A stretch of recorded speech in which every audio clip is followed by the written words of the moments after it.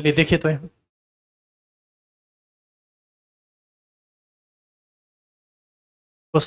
आज बोला गया था कि क्वेश्चन करेंगे। क्वेश्चन करने से पहले कुछ एक दो बात और देख लीजिए, फिर क्वेश्चन पढ़ा देंगे, ठीक है? मीटिंग डालिए तो।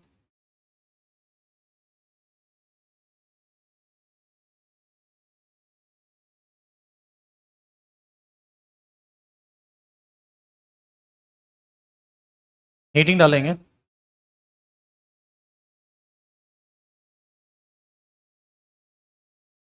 सम इलेक्ट्रॉनिक।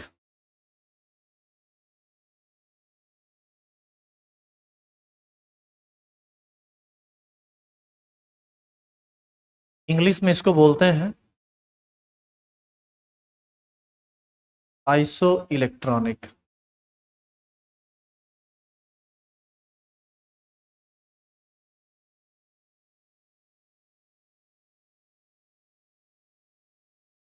देखिए नीचे रो देखे, वह स्पेसीज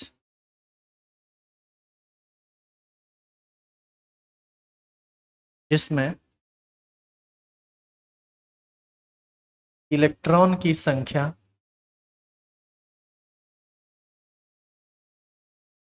समान होती है,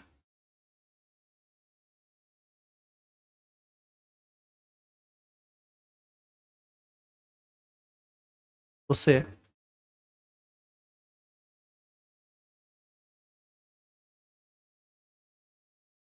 सम इलेक्ट्रॉनिक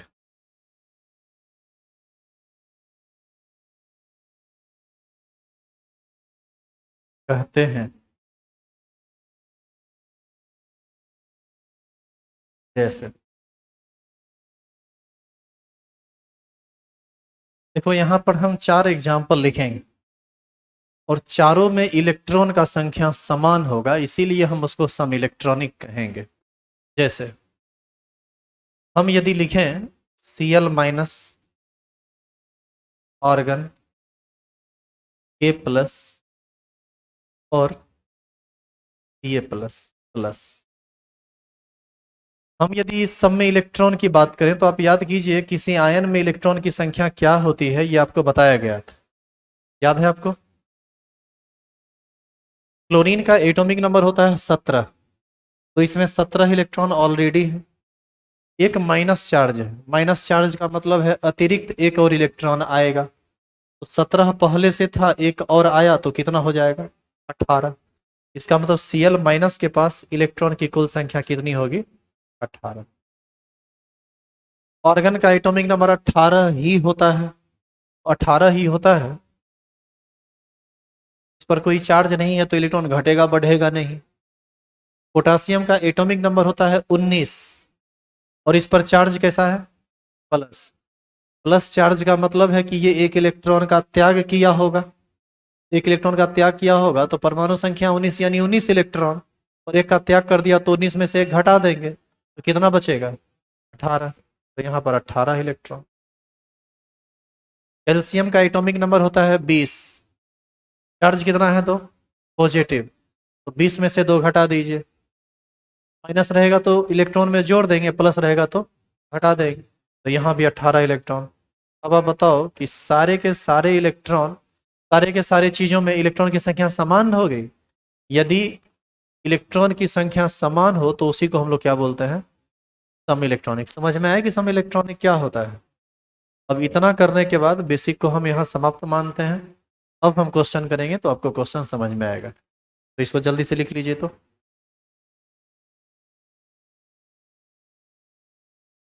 हाँ?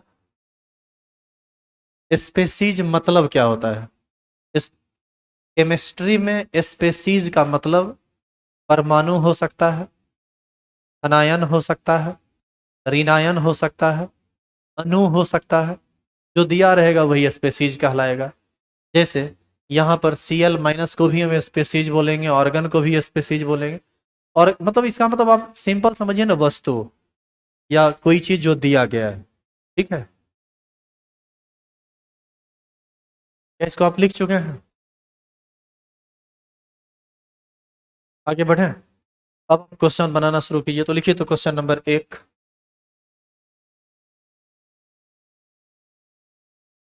लिखेंगे, निम्नलिखित में से कौन सा युग्म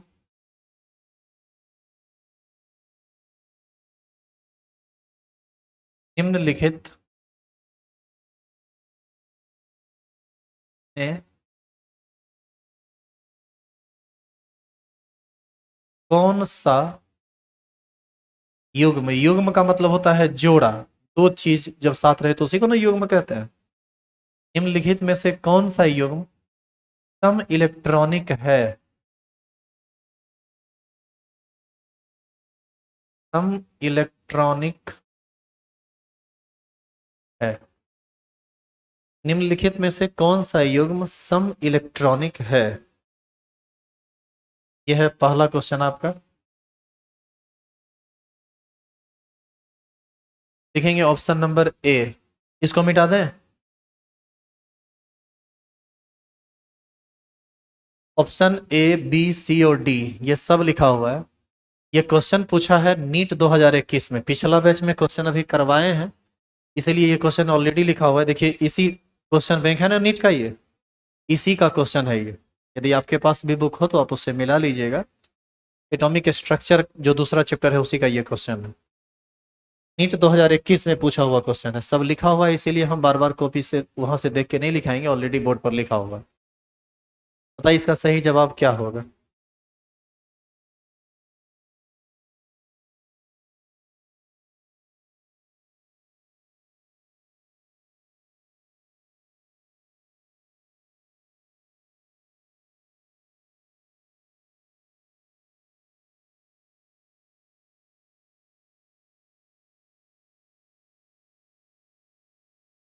आयरन का एटॉमिक नंबर 26, दो प्लस है तो 26 में दो घटा दीजिए, 24, यानी Fe2+ के पास दो इलेक्ट्रॉन होगा, सॉरी 24 इलेक्ट्रॉन होगा।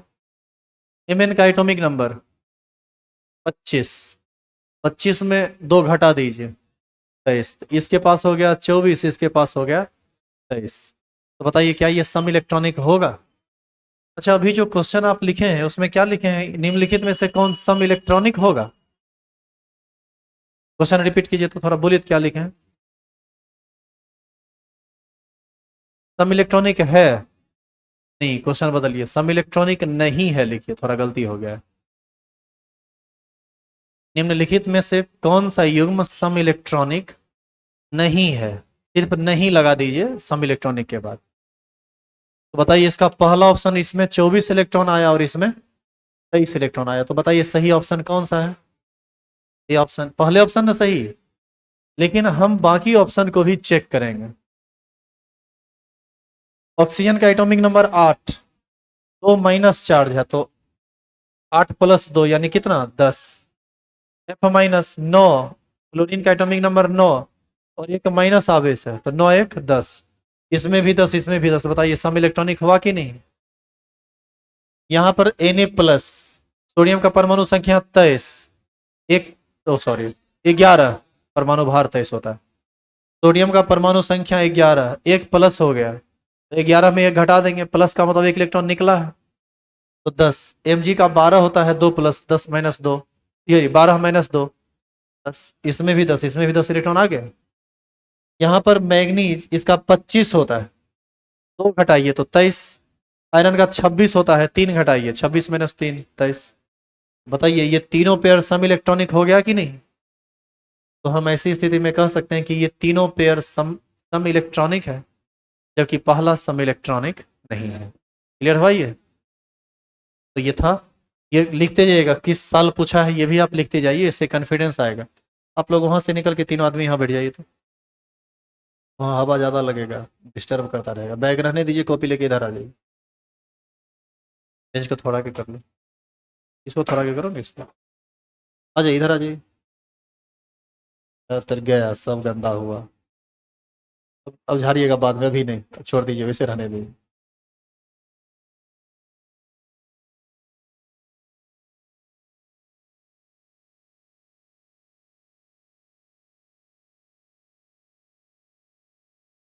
बोलो आगे बढ़े।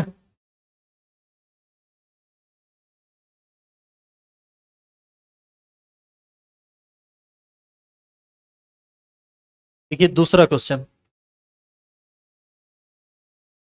क्वेश्चन नंबर 2 आपके बोर्ड पर लिखा हुआ है।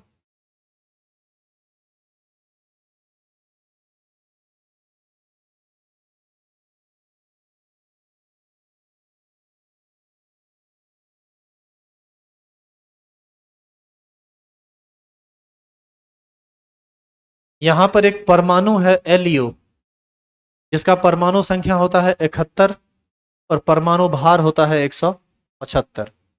इसको हम लोग ल्यूटेनियम बोलते हैं, इसका नाम है ल्यूटेनियम। कहता है कि ल्यूटेनियम में प्रोटॉन, न्यूट्रॉन तथा इलेक्ट्रॉन की संख्या क्रमशः होगी 71, 104, 71। बी नंबर में 104, 71, 71, 71, 71, 104, 175, 104 और 71। ये क्वेश्चन पूछा है मेडिकल में, नीट में 2020 में। आप इसका जवाब दीजिए तो क्या होगा इसका सही आंसर।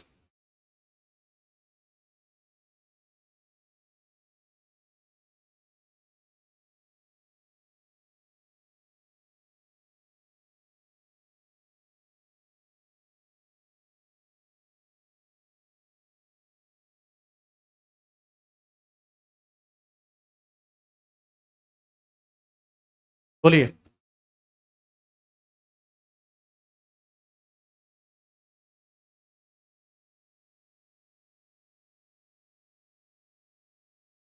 नहीं पता चला।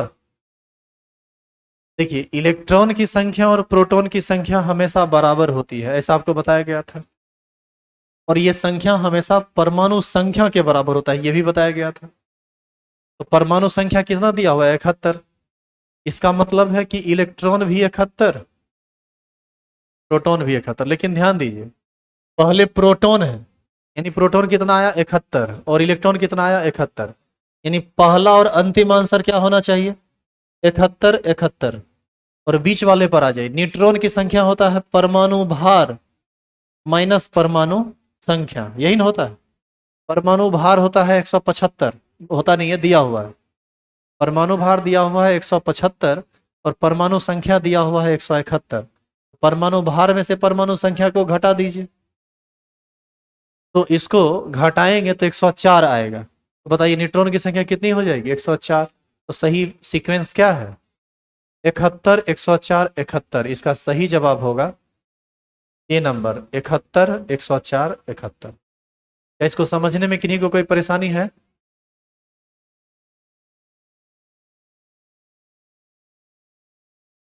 अरे वो वहां से F4 ऑन कर दो तो, F4। इधर आई, इधर आई, ये जल्दी आइए ना, डरिए मत, आइए, पूछना है तो आपकी आवाज नहीं पहुंच रही है, बोलिए। इसको आप बेसिक क्लास नहीं किए हैं क्या? छोटा हुआ इसीलिए आपको दिक्कत हुआ। एक्चुअल में न्यूट्रॉन की संख्या का फॉर्मूला होता है atomic mass minus atomic number. Atomic mass है 175 और एटॉमिक नंबर है 71, घटाएंगे तो आ जाएगा 104। समझे?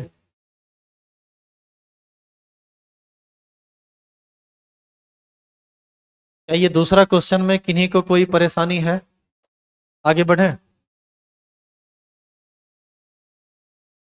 ये क्वेश्चन नंबर 3 पर देखिए, तो क्वेश्चन नंबर तीसरा लिखा हुआ है कि Be2+ किसके साथ सम इलेक्ट्रॉनिक है?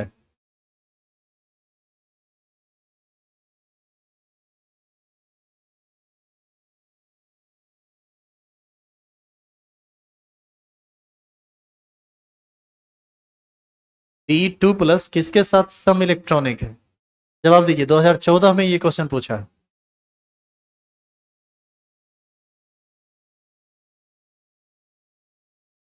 क्या होगा? लिथियम नहीं, उसको लिथियम आयन बोलेंगे, Li+ है ना उस पर। कैसे समझे आप लिथियम होगा? बेरिलियम का एटॉमिक नंबर होता है 4। उदासीन बेरिलियम होता तो उसके पास 4 इलेक्ट्रॉन होता, लेकिन उस पर 2 पॉजिटिव चार्ज है। पॉजिटिव है मतलब 2 को घट गया तब ना 2 को पॉजिटिव चार्ज आया। 4 में से 2 गया तो बचा कितना? तो इसका मतलब ये हुआ कि Be2+ के पास केवल 2 ही इलेक्ट्रॉन है। अब हम देखेंगे कि इस ऑप्शन में किसके पास दो इलेक्ट्रॉन है। हाइड्रोजन का एटॉमिक नंबर 1 होता है, एक पॉजिटिव चार्ज है, मतलब H प्लस के पास कोई भी इलेक्ट्रॉन नहीं है। लिथियम का एटॉमिक नंबर 3 होता है, एक प्लस है, तो 3 में एक घटा देंगे तो 2 होगा। ऑप्शन तो हमको मिल चुका है, लेकिन बाकी ऑप्शन को भी देखते हैं। 10 में 9, 11 में से 1 घटाएंगे 10, 12 में से 2 घटाएंगे 10।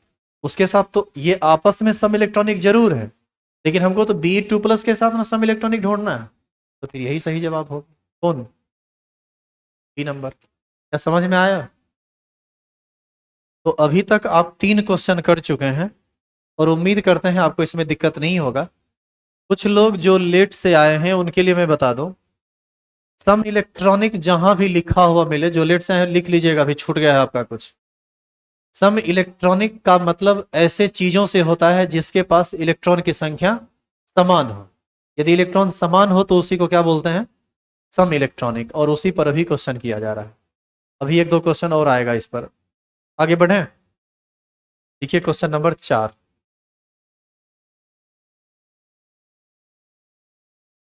में चेक मारा हुआ रह गया और आप इसको देख भी चुके हैं, तो आप तो समझ ही चुके होंगे कि इसका आंसर क्या होगा। क्या होगा इसका आंसर? बहुत अच्छा, देखो कितना अच्छा परफॉर्मेंस है। बताइए ए नंबर कैसे होगा? ए होगा, ये सही है, लेकिन आपको ये बताना है कि ए नंबर कैसे होगा।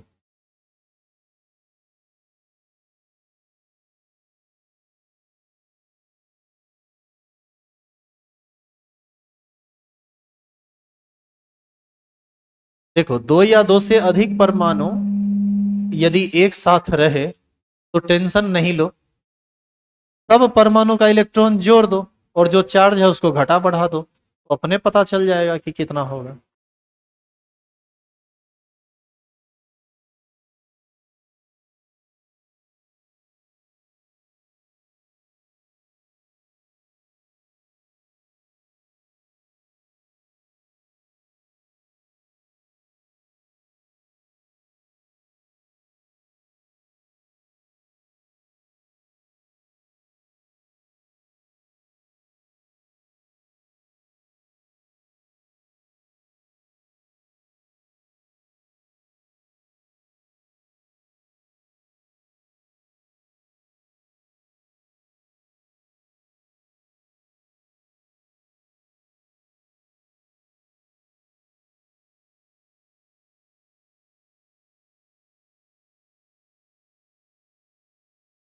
क्या समझ में आया क्या?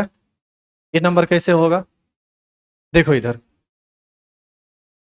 कार्बन में 6 गो इलेक्ट्रॉन होता है और ऑक्सीजन में कितना हो गया? 14। कार्बन में 6, नाइट्रोजन में 7 और एक माइनस है, मतलब एक अतिरिक्त इलेक्ट्रॉन, तो प्लस एक, कितना हो गया? 14। नाइट्रोजन में 7 इलेक्ट्रॉन, क्योंकि एटॉमिक नंबर 7 होता है। ऑक्सीजन में 6 इलेक्ट्रॉन, सॉरी सॉरी 8 इलेक्ट्रॉन, क्योंकि एटॉमिक नंबर 8 होता है। लेकिन यहाँ पर एक पॉजिटिव चार्ज है, मतलब एक इलेक्ट्रॉन निकल गया होगा, तो -1, 8 7 15 में एक घटेगा तो 14। T2 ऊपर देखिए, कार्बन में 6 इलेक्ट्रॉन, एक कार्बन में 6 तो 2 में 12, 2 गो माइनस आवेश है, मतलब 2 गो और अतिरिक्त इलेक्ट्रॉन आया, 6 6 12 2 14। तो बताइए इसमें भी 14 इलेक्ट्रॉन हो गया। मतलब ये सब ऐसा ऑप्शन है जिसमें इलेक्ट्रॉन की संख्या समान है, तो हम कहेंगे कि ये सब आपस में क्या कहलाएगा? सम इलेक्ट्रॉनिक। क्लियर है ये? तो इसलिए इसका सही जवाब क्या होगा? ये नंबर। ये क्वेश्चन 2000 में पूछा है। आज जितना भी क्वेश्चन हम करवा रहे हैं वो सारा का सारा मेडिकल में पूछा हुआ क्वेश्चन है, नीट का क्वेश्चन है। फिर आईआईटी वाला भी करवाएंगे। आगे चेंज करें क्या इसको? देखिए अगला क्वेश्चन, क्वेश्चन नंबर 5। पीओ निम्न में किसके साथ आइसो इलेक्ट्रॉनिक है?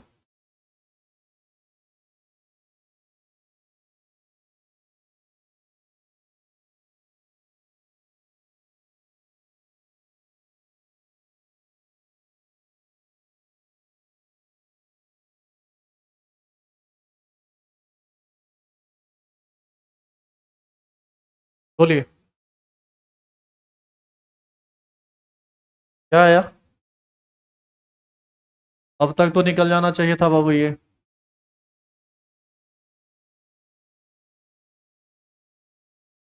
सी और निम्न में से किसके साथ आइसो इलेक्ट्रॉनिक है? कार्बन में 6, ऑक्सीजन में 8। 8 6 14। इसमें देखो 6, नाइट्रोजन में 7 और एक माइनस प्लस एक, 8 7, 8 6 14। बताइए इसका भी सही जवाब क्या होगा? ये नंबर।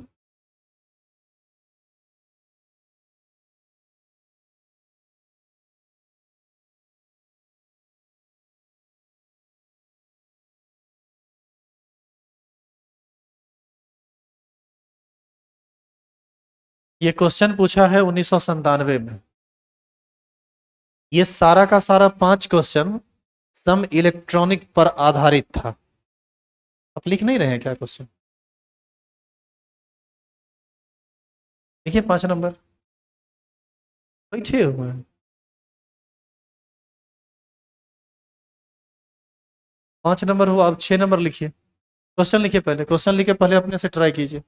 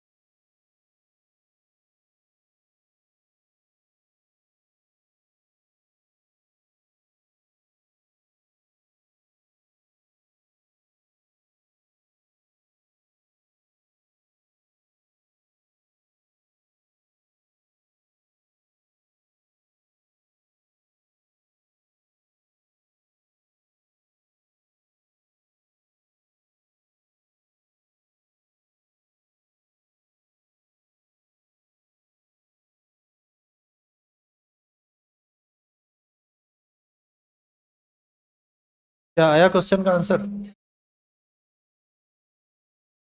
यदि n का मान 3 हो और l का मान 1, n बराबर 3 यानी तीसरा कक्षा, और l का मान 1 कौन सा उपकक्षा?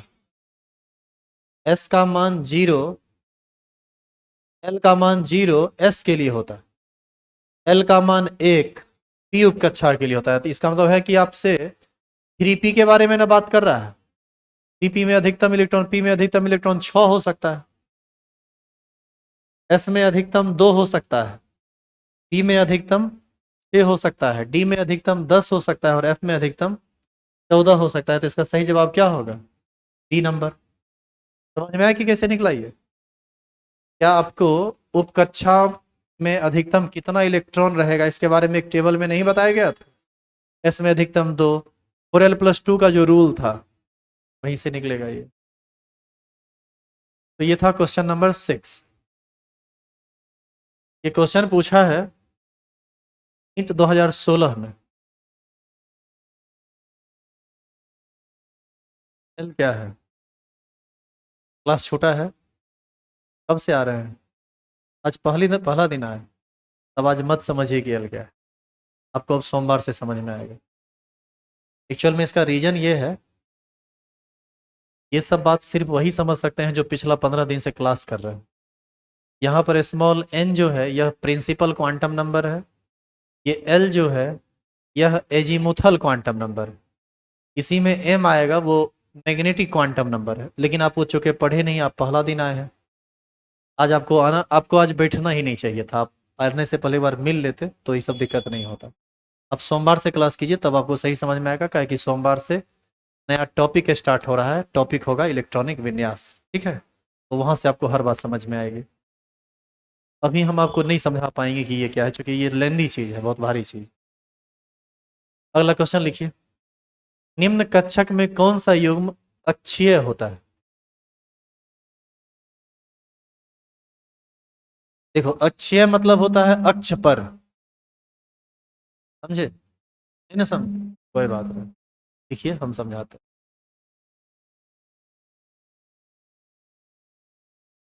देखो कक्षक दो तरह का होता है, एक होता है सतहीय और एक होता है अक्षीय।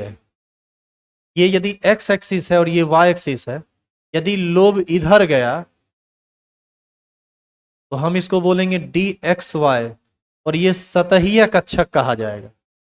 लेकिन यदि लोब इधर गया, इधर देखिए एक्स एक्सिस पर, तो ये सतह पर नहीं जाके एक्सिस पर न चला गया, तो इसको बोलेंगे अक्षीय। अब समझ में आया कि क्या होता है अक्षीय और सतहीय।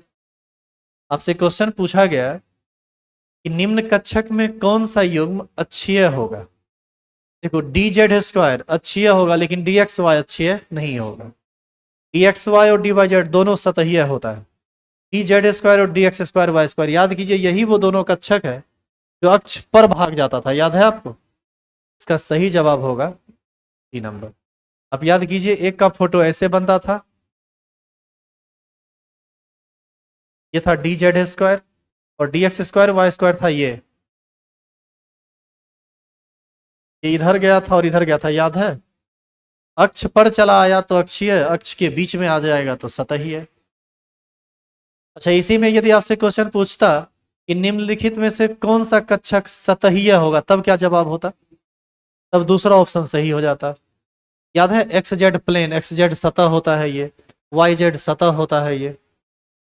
लेकिन याद करो Z X square Y square ये सब सतह नहीं होता था, ये अलोंग द एक्सिस होता था ना, इंग्लिश में इसी को अलोंग द एक्सिस और बिटवीन द एक्सिस बोलते हैं।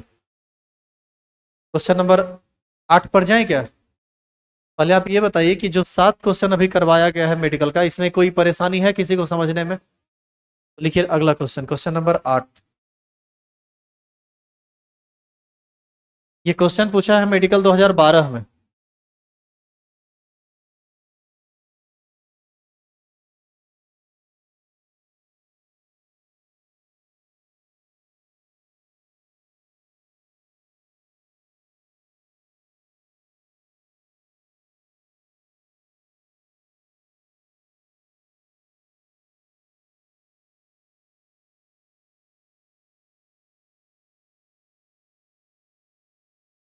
आप लोग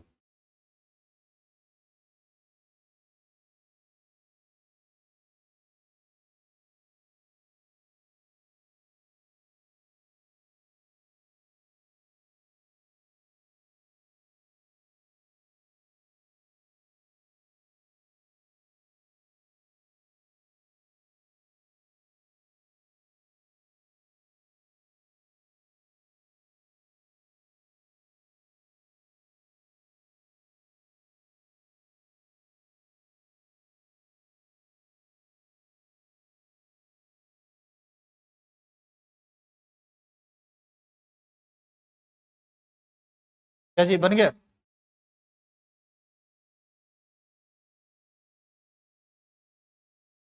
पी इलेक्ट्रॉन का कक्षक कोणीय संवेग क्या होगा। पहले आप याद कीजिए कि कक्षक कोणीय संवेग का फॉर्मूला क्या होता था। ये फॉर्मूला होता था root under L into L plus 1 h/2 pi, यही ना होता था। P के लिए L का मान 1, तो यहां पर आप 1 रखेंगे, यहां पर आप 1 रखेंगे तो 1 + 1 2, 2 × 1 2, यानी ये हो जाएगा √2 h/2 पाई। बोलो हाँ या ना। फिलहाल कोई ऑप्शन है इसमें।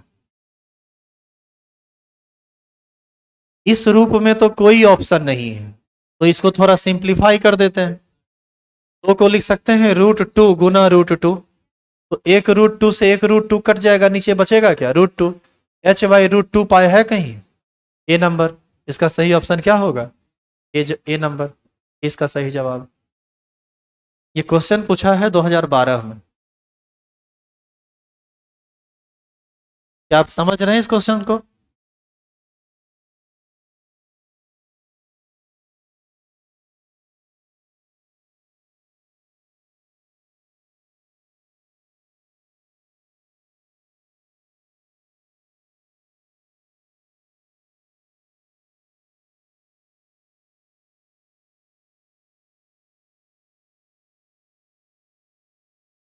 चेंज करें क्या इसको। क्वेश्चन नंबर 9 लिखिए तो।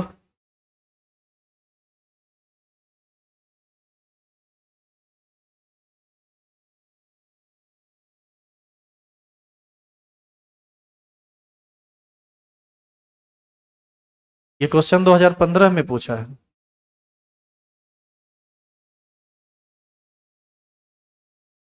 टी कक्षक के लिए कोणीय संवेग क्या होगा? जो कोणीय संवेग अभी आप पी कक्षक के लिए निकाले थे वही कोणीय संवेग इस बार किसके लिए निकालना है? टी कक्षक के लिए। बताइए इसका क्या जवाब होगा?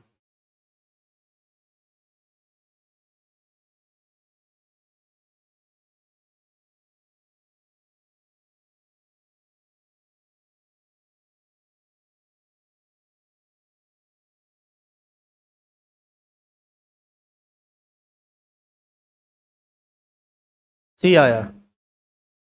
सही है। Root under L into L plus one, H by two pi को ही हम लोग एच फाई भी कहा करते। टी के लिए एल का मान 2 होता है, यहाँ 2 रखेंगे, यहाँ 2 रखेंगे, 2 1 3, 3 2 9 6, ये आ जाएगा √6 H पाई। इसका सही जवाब होगा टी। अच्छा ये बताइए कि आपको ये समझ में आ रहा है कि जो आप पढ़े हैं क्वेश्चन उसी से रहता है, और यदि हम उस तरह से पढ़ें तो हम आईटी और मेडिकल के क्वेश्चन को भी सॉल्व कर सकते हैं। अच्छा ये बताओ, ये हल्का लगा या भारी लगा? हल्का है। आपको ये पता है कि ये हल्का क्यों लगा? ये हल्का इसलिए लगा क्योंकि इसका थ्योरी आपको समझ में आया है, आप पढ़े हुए हैं, आप समझे हुए हैं। जो हल्का और भारी में अंतर यही है कि जो बन जाए वह हल्का है, और जो खुद से ना बने वह भारी है। तो खुद से नहीं कौन बनेगा? जब आप नहीं पढ़े होंगे। जो लोग क्लास नहीं किए अभी तक, आज यदि आप क्लास कर रहे होंगे डेफिनेटली आपको भारी लगेगा, क्योंकि लगेगा कि ये पता ही नहीं चल रहा है कि क्या हो रहा है। तो पता तब चलेगा जब चीजों को पढ़ेंगे। देखेंगे क्वेश्चन नंबर 10।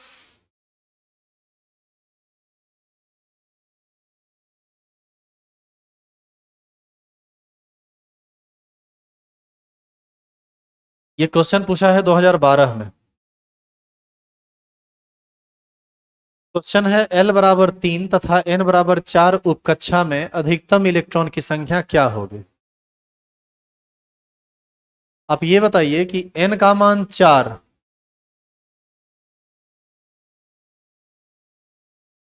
और L का मान 3, L का मान 3 किस उपकक्षा के लिए होता है? जल्दी बताओ। L का मान 3 F उपकक्षा के लिए होता है, L का मान 0 S के लिए, L का मान 1 P के लिए, L का मान 2 T के लिए, L का मान 3 F के लिए, यही ना होता है? तो ऐसी स्थिति में हम यहाँ पर F लिख दें, और आप यह बताइए कि S में अधिकतम 2 इलेक्ट्रॉन रह सकता है, P में अधिकतम 6, T में अधिकतम 10 और F में अधिकतम 14, यानी F4F में 14 इलेक्ट्रॉन मैक्सिमम रह सकता है।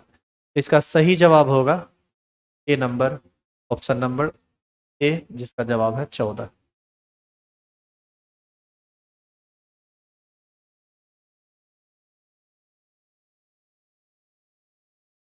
समझे आप? दिक्कत तो नहीं होगा इसमें?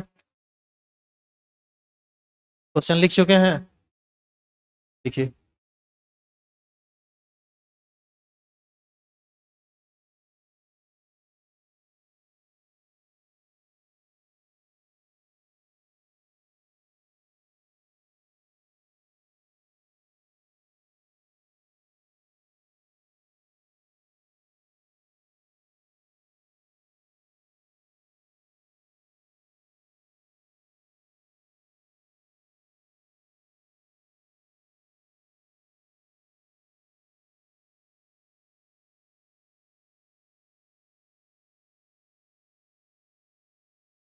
अरे कुछ दिखा क्या? क्या दिखा? इसका सही जवाब होगा बी। ठीक है, क्वेश्चन लिखो, पूछते हैं कैसे बी होगा।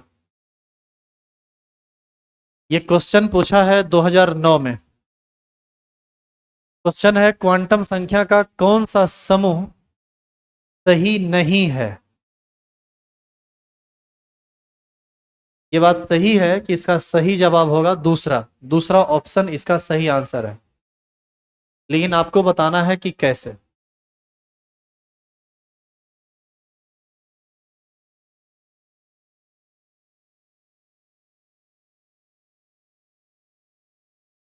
क्वांटम संख्या का कौन सा समूह सही नहीं है।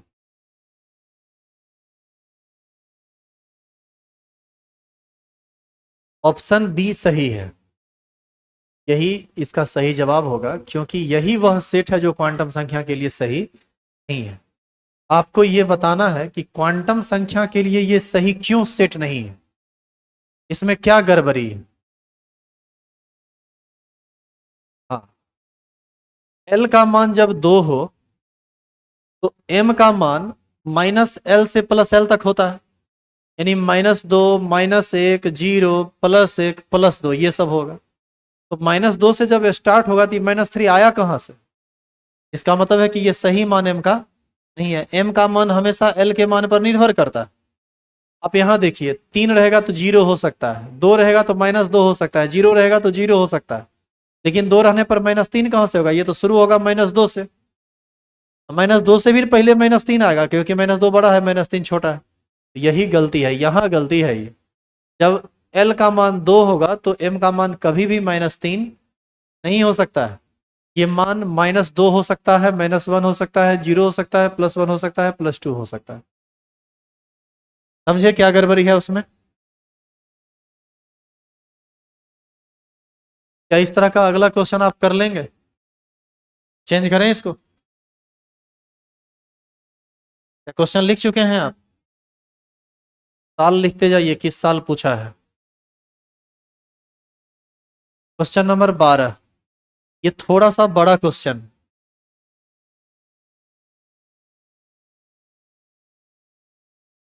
क्वेश्चन है, माना कि क्वांटम संख्या का समूह निम्न है। आप मान लीजिए कि क्वांटम संख्या का ये सब समूह है, 5 गो समूह लिखा है, पहला, दूसरा, तीसरा, चौथा, पांचवा। अब वो ध्यान रहे, ये ऑप्शन नहीं है, ये क्वेश्चन का हिस्सा है। आगे पूछता है कि इसमें कौन कौन समूह सही नहीं है, यानी इसमें कुछ ऐसा, इस पांचों में कुछ सेट ऐसा है जो सही नहीं है। आगे इसका ऑप्शन लिखा गया है, पहले आप यहां तक उतारिए तो।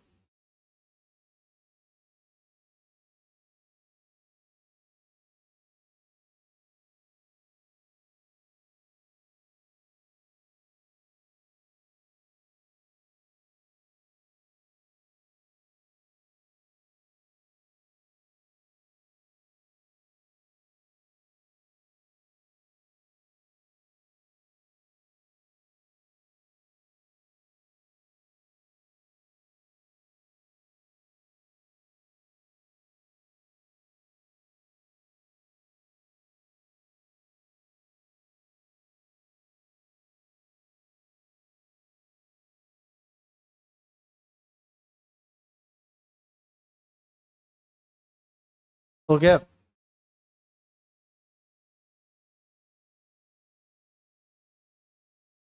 ऑप्शन निकालिए। ये क्वेश्चन 2007 में पूछा है, चारों ऑप्शन लिखिए तो। A B C D सब लिखिए।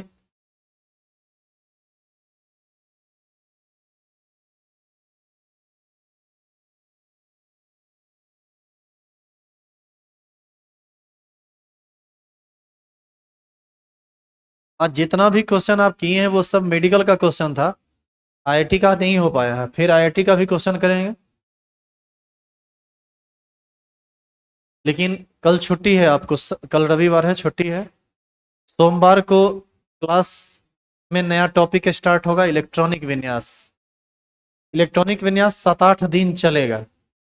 जो क्लास नहीं भी किए हैं अब सबको यहाँ से समझ में आएगा, जो लोग नए हैं पुराने हैं सब एक जैसे समझेंगे। इलेक्ट्रॉनिक विन्यास पर भी आईआईटी और मेडिकल में कई सारे क्वेश्चंस किए जाते हैं। तो जब इलेक्ट्रॉनिक विन्यास हो जाएगा तब हम लोग 3-4 दिन खाली क्वेश्चन करेंगे आईआईटी और मेडिकल का। पीछे जितना पढ़े हैं सबसे इलेक्ट्रॉनिक विन्यास का पहले कर लेंगे, और फिर ये सब जो बचा हुआ है ना, इसका जो अभी अभी मेडिकल वाला क्वेश्चन करें, इसका आईआईटी वाला सब बचा हुआ है। 3-4 दिन लगातार क्वेश्चन करेंगे, जब वो सब खत्म हो जाएगा तब आपके एनसीईआरटी का पहला चैप्टर शुरू हो जाएगा। लेकिन ये क्या आपकी सिलेबस से बाहर है, ये भी आपके सिलेबस का एटॉमिक स्ट्रक्चर का पार्ट है, ये दूसरा चैप्टर का ये एक भाग है। अरे बैगर बंद कर रहा है, सही चेक मारा क्या, देखो इधर कौन सा ऑप्शन सही है, लास्ट वाला। पी। चलो चेक करते हैं, इधर देखो। देखो इसको हम कैसे बनाएंगे आप ये समझिए पहले। n का मान 3 यानी तीसरा कक्षा, l का मान 0 यानी s उपकक्षा। बताइए पहला कक्षा में, तीसरा कक्षा में s उपकक्षा तो होता ही है, और जब l का मान 0 तो m का मान 0 हो सकता है, इसमें कोई दिक्कत नहीं है। मतलब पहला जो ऑप्शन है ये सही सेट है, इसमें कोई गड़बड़ी नहीं है। s का मान तो या तो प्लस हाफ होगा नहीं तो माइनस हाफ होगा, तो पांचों में किसी में कोई दिक्कत नहीं है, उसको तो छोड़ ही दीजिए आप, वो कहीं गलत नहीं है। गलत इसी तीनों में कहीं ना कहीं मिलेगा। ये दूसरा कक्षा, और ये l का मान 2 यानी d उपकक्षा। l का मान 2 d उपकक्षा के लिए होता है ना, तो आप बताइए कि दूसरा कक्षा में d उपकक्षा होता है क्या? कौन कौन होता है? s होता है और p होता है। s के लिए l का मान 0 और p के लिए l का मान 1, तो फिर l का मान 2 आया कहां से? इसका मतलब है कि ये गलत सेट, यानी हम इसको काटेंगे। तीसरा आइए, चौथा कक्षा में f उपकक्षा होता है। कैसे हम f उपकक्षा बोले? l का मान 3 f उपकक्षा के लिए ही ना होता है, s के लिए 0, p के लिए 1, d के लिए 2 और f के लिए 3, ये l का मान है। तो चौथा कक्षा में f उपकक्षा होता है, और जब 3 मान रहेगा तो ये -3 -2 सब न होगा, तो ये भी सही है, मतलब ये सही है। पहला कक्षा में s उपकक्षा होता है, लेकिन जब s का मान 0 होगा, s के लिए l का मान 0 होगा, तो m का मान कभी भी -1 नहीं होगा, m का मान सिर्फ और सिर्फ 0 होगा। क्या मतलब ये गलत? जब ये मान 2 होगा तो ये मान कभी भी 3 नहीं हो सकता है, ये भी गलत है। यानी दूसरा, चौथा और पांचवा, देखिए कौन सा ऑप्शन है? दूसरा, चौथा और पांचवा, यानी ये बी नंबर ऑप्शन सही है। क्या समझे बात को? तो यहां से आप ये देख रहे हैं कि आपने जो पढ़ा उससे आईटी और मेडिकल के क्वेश्चन को आप सॉल्व कर सकते हैं।